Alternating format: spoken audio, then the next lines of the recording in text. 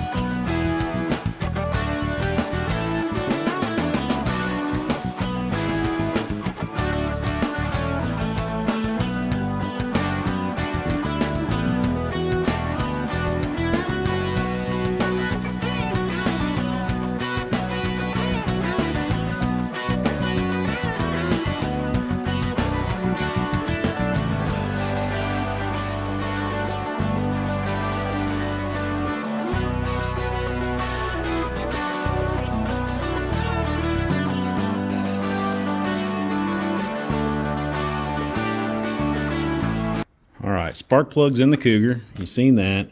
Now I'm up under here just kind of checking it out a little bit, seeing what's what, and seeing how crappy some stuff is. And I moved this board for my lift from about, I don't know, about through here to back there, and took the light off of it so that way I could get the car higher. I have another board sticking over back there.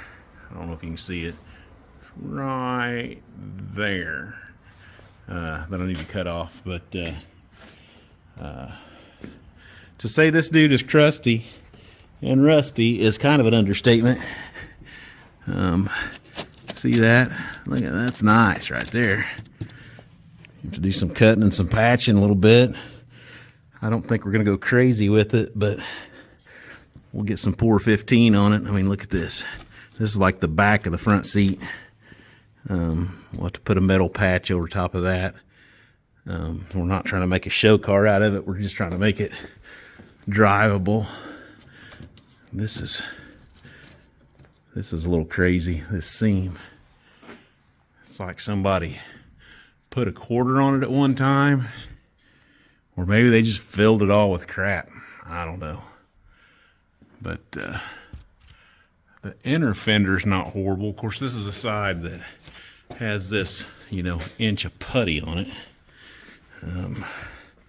I'm not saying I'm the world's best body man or mechanic, but wow, some of this stuff's just a little weird. It's got a nice exhaust on it. That's fun. Looks like this brake is leaking.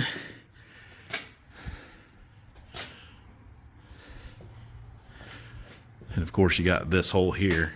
But you know, now I'll be able to raise this dude up and I'll be able to work on it like right here and work this dude out. I can see some fiberglass in here. And we may end up going back with fiberglass. I don't know. Hard to say what we'll do. But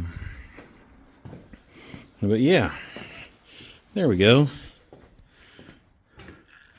We're getting a little better look at the Cougar. What's that for? It's got to be a Cougar thing. Some kind of little air inlet or another. I don't know. Tell me, Cougar guys, what is that? What is that for? I don't think it had one on the other side. If it did, it's gone. But no, I don't think it did. So anyway, you can see some rust up there. This needs some serious little repairs. But you know, like this sway bar, that bushing's fine. It's good. Let's get that out of the way. Yeah, we're good now. Good now, yeah, not a problem. So, you know, it's that hole right there. Yeah, it's okay. This will be, it'll be roadworthy.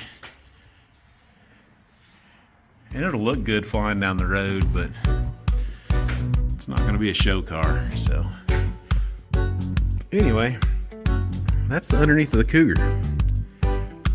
We got some work to do.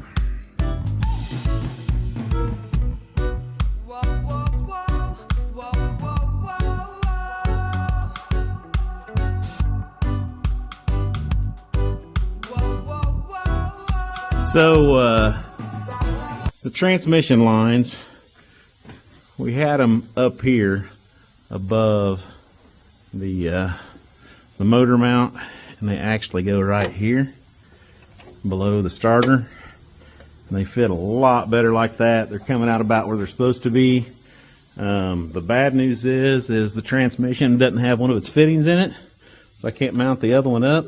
And that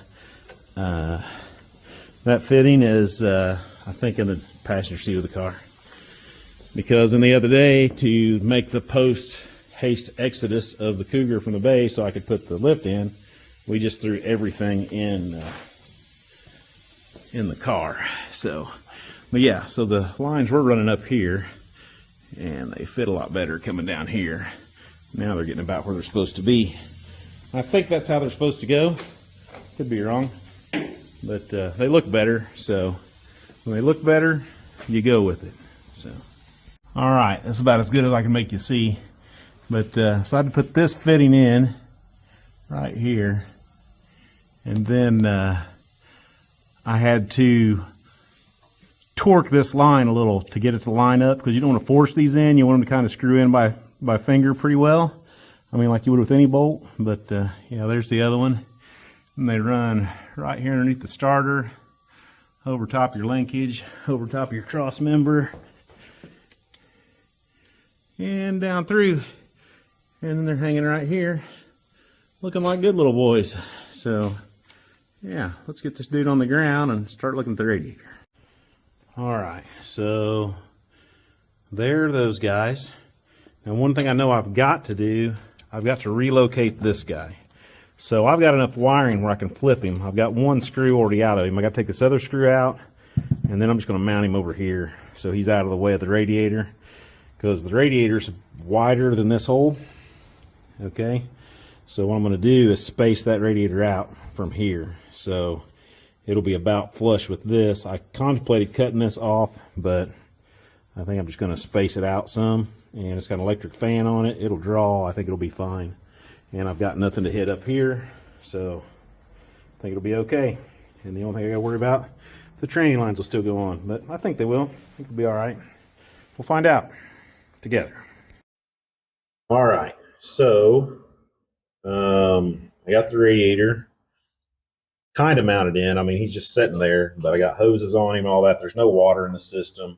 The big thing I wanted to do was get his training lines on, which I got on. I don't have the fans wired in, because I got this dude cranking by the key, so I can't check spark and crank by the key. But with a forward, you can jumper the solenoid real easy. It's right here.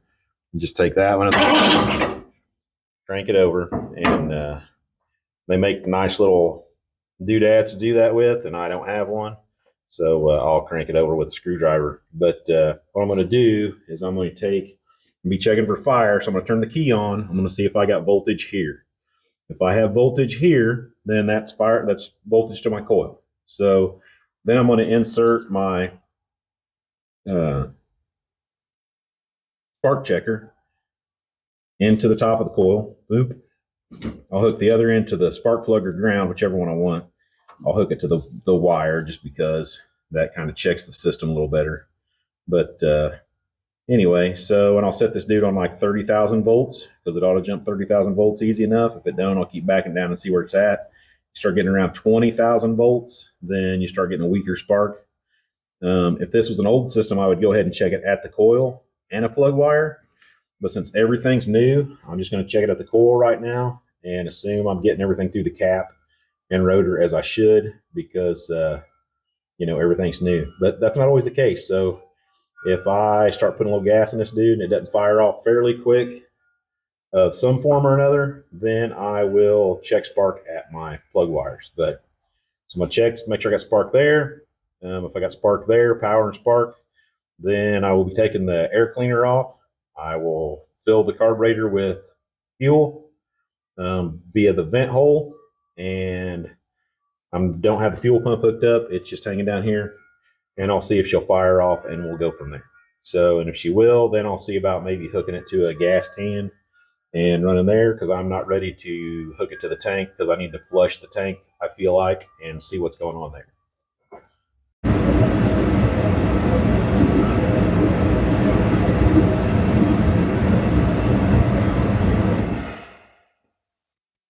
All right, so I only had like 4 volts here, and it's really weird because I should have more than that. I may have to find a 12-volt power source, because the way this distributor is set up, it should have 12 volts.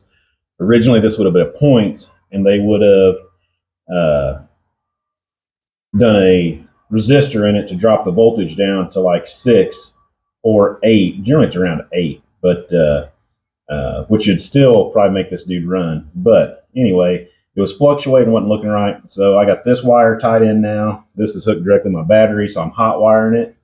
And we're just going to crank it over and see if we got spark and go from there. So you can see all the spark everywhere. That's a big gap, so it was finding some shorter paths. I'm not too worried about it. I'm going to unhook my coil for a minute and go there. And then I'll put my coil wire back on, and we will throw some fuel in the carburetor and see what we got there. So anyway, plenty of voltage, plenty of spark. So we get some stuff together and get some gas in this thing. All right. See if we can get some fuel in the carb.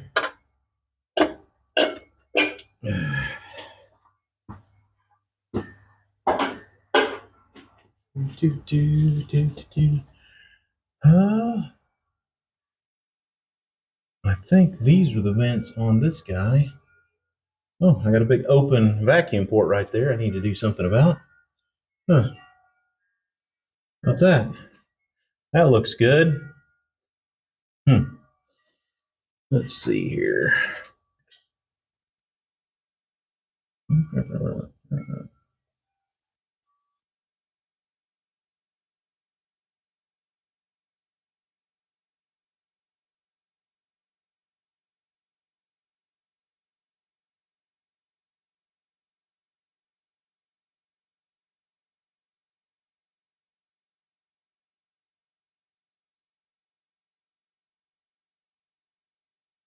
I think I'd be more familiar with the Carter AFBs than I am, but I'm not. Just one of those I haven't messed with as much. I had a Carter WCFB on one of my old Studebakers, and I rebuilt it. Always wanted an AFB. Very similar to the Edelbrocks. I'm not a big Edelbrock fan.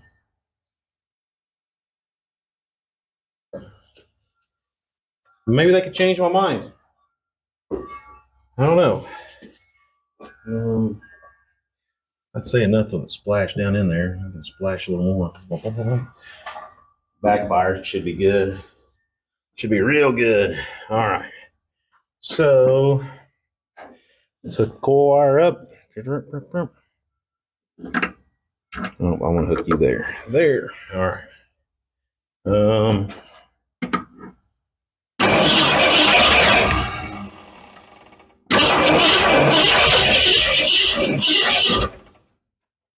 So something's not right. Or to fire it up, but we're getting spark.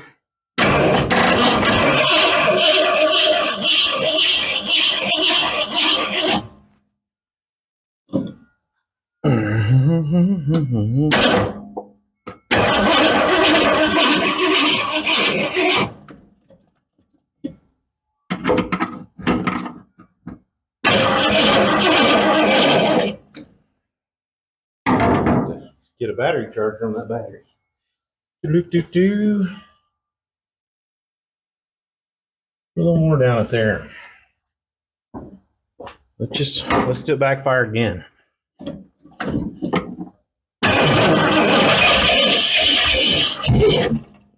How about that for a moon pie, man?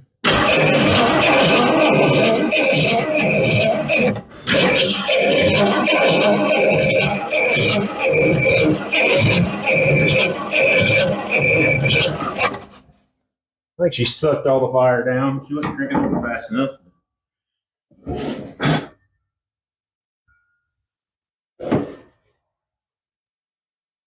Well, fireball action. So, yeah, now it's figuring out what's not right. So, like I said in the earlier video, I'm using the old firing order. The cam could have the new style firing order, because it could have either. Could just be off on timing. So I'm going to have to bring everything up, top dead center number 1, and go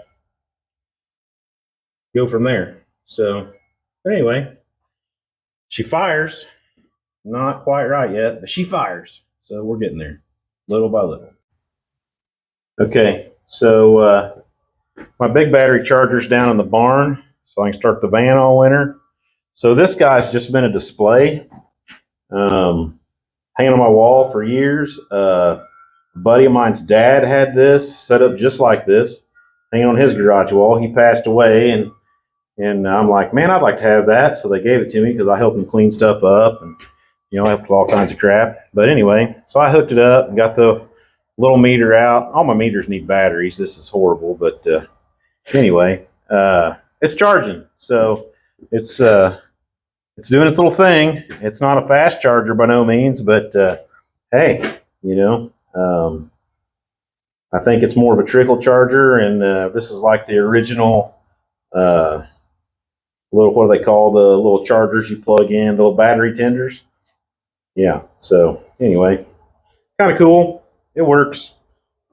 So, you know, but anyway, I got the number one plug out. I'm working on trying to get it turned over to get my compression up. Once I get compression up, and then I'll figure out where I'm at in the cylinder and pop cap and all that good stuff. So anyway, since I was popping out the carburetor, I'm real advanced, or I've got something popping off sooner than the valve, when the valve's open on the intake. So anyway, we get there. All right. I hope you guys can still hear me. Yeah, my mic's still on. So I made a switch. It's not the best in the world, but you know, hey, it's a switch. That'll make my life easier. So I just had this little switch in my toolbox, and it's kind of screwed up, so I got to pull around on it to make it work sometimes. But yeah, it should work. It'll help me out. Made it a little easier to find top dead center number one. Found top dead center number one. My distributor looks good, so I pulled off. I don't know if you can tell. I pulled off that cap, and I told you that there's two possible firing orders for this motor. Old 302 small block forward firing order, and then the newer high output 302 firing order. So I've switched the plug wires to that. I'm going to douse it with a little gas, because my theory is that's the problem. So let's see what that does. That just a second to roll.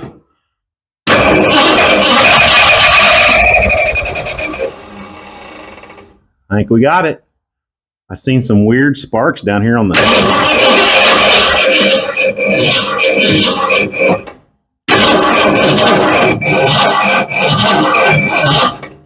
I think my pulleys are actually touching in a spot here and there.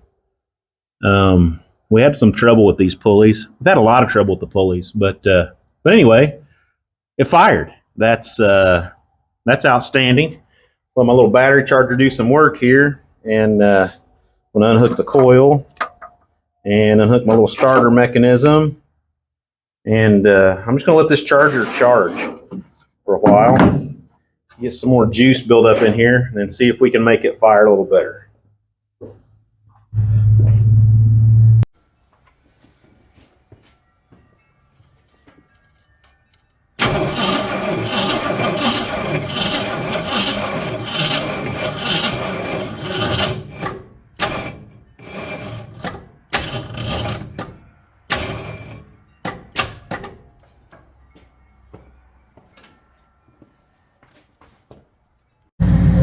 Well, my little trickle charger wasn't cutting it, so I hooked up Elvira, the big battery charger, and see if she does any better. I've already poured a little gas down it. I was hoping she had more charge than she did.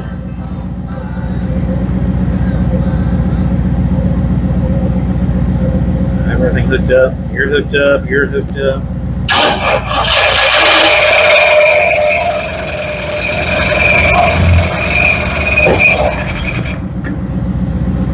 Well, I would say that's pretty smooth running for the most part. For just put it in there, I just got to figure out why my pulley's rubbed. But yeah, there we go. Fired up, runs. Okay, the Cougar will run. That's good. I need to get a real battery charger on it so I can get some more juice in and fire it up better. But you know, I've got one video of it running till it runs the carb out of gas. I ran it after that, and I didn't fire the video up I don't know why. I was just in a hurry and excited, but it seemed to take RPM real well. Yeah, I just got to start doing a bunch of other stuff. I got to see if it'll run without being hot wired for one. Run it with the key on, see if it melts all the wire and harness or not. I got to get the shifter linkage hooked up, and then it's off to brakes. And once we get some brakes and it runs, then we'll be able to move it around a little bit and start tweaking stuff in and getting it set up to where it's running good and drivable. And we've got some spots to fix on the floorboard, so we'll probably patch those up. You know, just some flat steel, nothing fancy. You know, just some zip screws, maybe a little welding, and let her eat, because it's not going to be a show car. So anyway, all right, so there we go. That's this video, and we'll hopefully see you next week with another video. Peace.